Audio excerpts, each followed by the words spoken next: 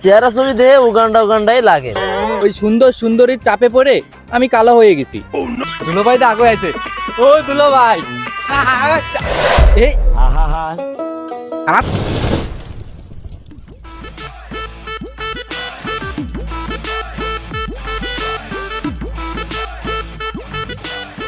Excuse me ভাইয়া। এই তো ভাই আমি ঘাটের দিকে যাচ্ছি। এর কলাম কি আর এ বুঝলো কি?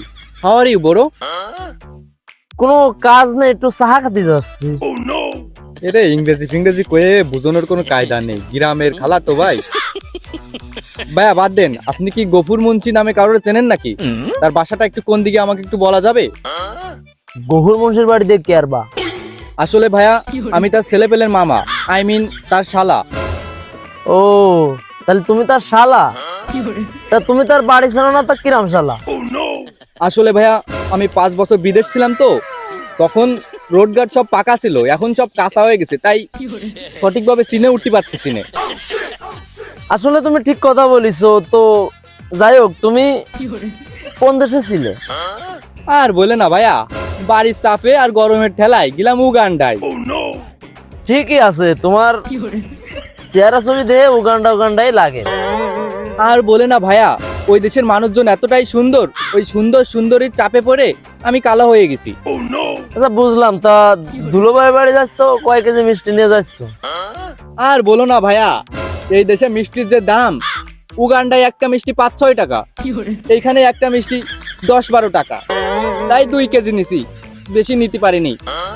আচ্ছা তাহলে যাও তুমি, আমি একটু ঘাটের দিকে যাচ্ছি। ও ভাইয়া, তা বাসাটা কোন দিকে একটু বলে দিলে না?